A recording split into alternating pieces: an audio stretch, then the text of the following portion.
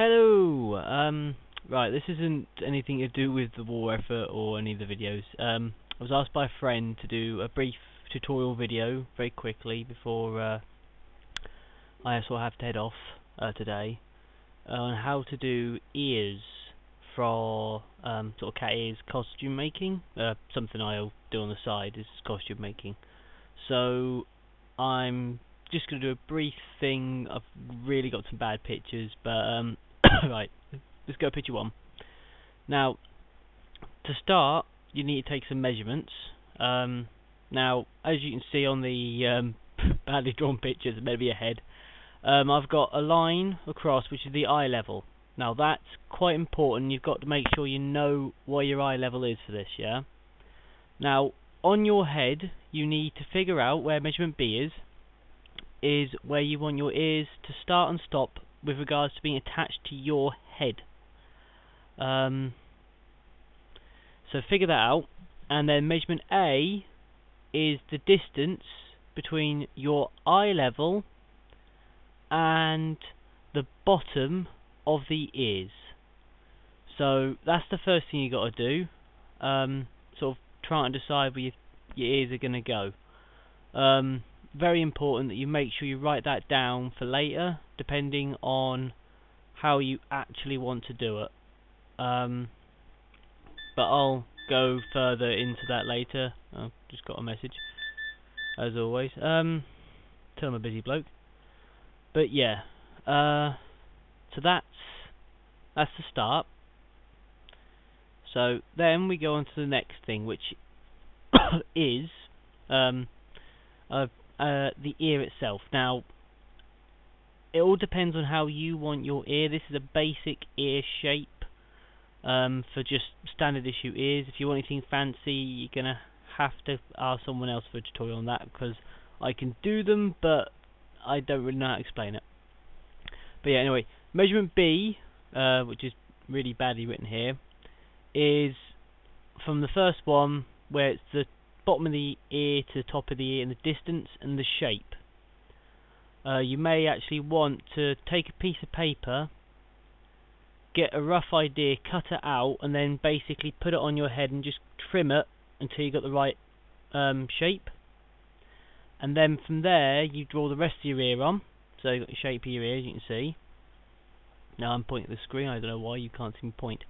But yeah, once you've got that, and you've got that done perfectly on a piece of paper, fold it over, fold onto the piece of paper, cut it out so you've got the exact same template, but opposite, so you've got your left and your right ear. Then get a thin, well medium thin, not too thin, bit of card. It needs to have a bit of shape to it, but be able to bend basically so you can move it about a bit. Obviously, as I said, you want it rigid, but not too rigid.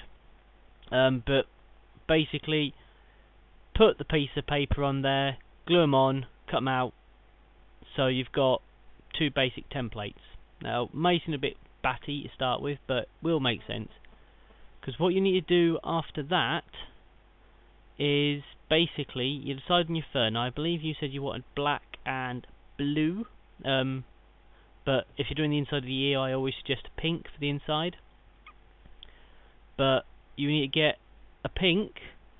You need to basically cover the bit of cardboard with the pink, leaving I'd say about a centimetre of fabric round the edge, basically to give you some seam allowance, because obviously you're not going to be sewing onto the cardboard.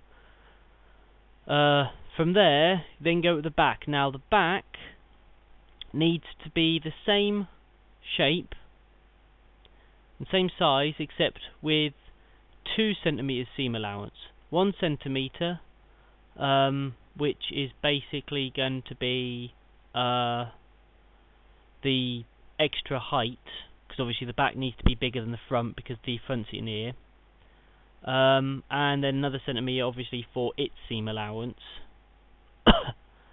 which might sound a bit batty. You might have to do a few cuts in, as I'm not brilliant to explain these things, I'm better at doing.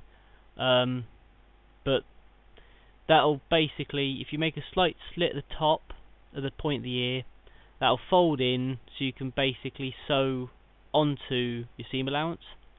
Obviously, at the bit that's next to your head, you don't need any pink seam allowance, and you won't need as much. You only need 1 centimetre on the area that's going next to the head. If you want to do different colours, switch to a different one now. Now, I believe you said you wanted black and blue, like I said earlier. So, you basically, what you got to do is probably with paper first, is to get the measurements done. So you got basically a template which is 2 centimeters bigger than the original cardboard template. And then basically figure out the shape of the size you want. Now, figure out how much you want to be blue and how much you want to be black. And then cut that piece of paper on the draw a line to show where you want to make the split, and then cut that. Then you need to use those as templates to get two bits of fabric in the different colours. But you need to make sure that, I'd say probably about ½ centimetre where the line was cut on for each. So say for the black, you want it on the outer side an extra ½ centimetre, and for the blue you want it on the inside. Now this is basically to give you some seam allowance. It's not much, but you don't want too much, otherwise your ear's going to get really messed up. But to be honest, it's going to focus a lot more on basically careful sewing on this part. Yeah, so you go from there. Then I'm losing track of what I was saying now. I'm trying to do this in a rush. But yeah, go there, sew them together, and then you've just got your back piece. Now you sew onto the pink the top and the outside, not the inside. Alright, to start with. Make sure that you do it right, though. I've just had a blindingly daft thing I've just realised. I said to glue the pink fabric on to the cardboard. Don't. I'm thinking the wrong thing. Don't glue it on, but make sure that they're the same size, because you'll need it later. But also sew it together inside out, because at this point, once you've sewn it, we're going to fold it in inside out, so the outside is now on the outside, not on the inside. That should, hopefully, if everything's gone well, make it so the fur looks like it's not actually a bunch of sewn bits of fabric, but the fur will actually go over the sewing lines. That's what you're trying to aim for. Try and make sure you keep the fur on the outside when you're sewing. Now you take a bit of cardboard and put it into where the pink ear is. Now this basically gives you a bit of stability for the shape, which will then get extra help, because what you now do is you put stuffing in. So it should, when you finish stuffing it, look a bit like this next picture. Now the black line represents where the cardboard is in the front of the ear, and the grey area is the stuffing. Now from here on out, it all depends on what you want to do. Now you can try the method where you then sew the bottom together, sort of start from one side and start into the end, and then when you get to the middle bit, you should have a bit sort of left over, so you just sew that in, so it's like a triangle point hat thing. Now from there you can either, because it does help the shape, believe it or not, but you can either get some hair bands and sew them onto it, so you can then put it into your hair, click the hair bands, and the ears will sit on your head. Or you can, and this next bit can go with two ways, because you can put an Alice band onto, attach the ears to an Alice band or a headband. I don't know what they're called now. It was Alice band in my day. But onto the headband, and you can basically glue it on along the seams with a bit, obviously use a fair bit, not so much that it'd be easily seen. Depending on whether you want the ears to move or not, depends on if you want to glue down the little point at the back. If you want a solid ears, glue the whole thing down onto the Alice band.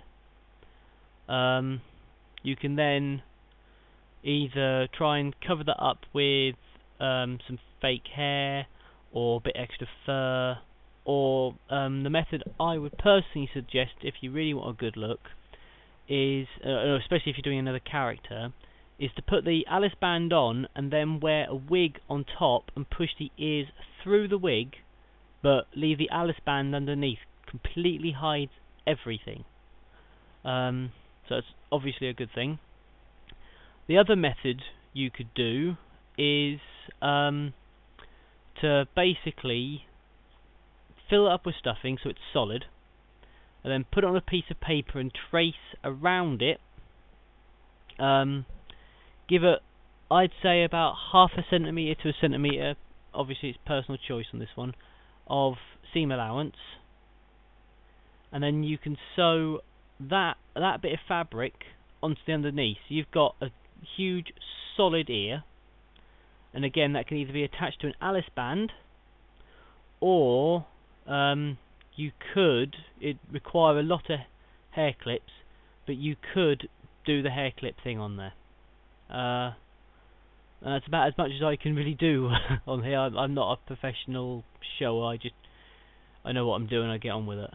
But yeah, I hope that helps, and that you'll be able to get your ears. If you want anything else done, just give us a shout. I'll tell you what I need, or if I need anything at all, and I'll go from there. Alright, anyway, I hope it helps, and thank you. Goodbye.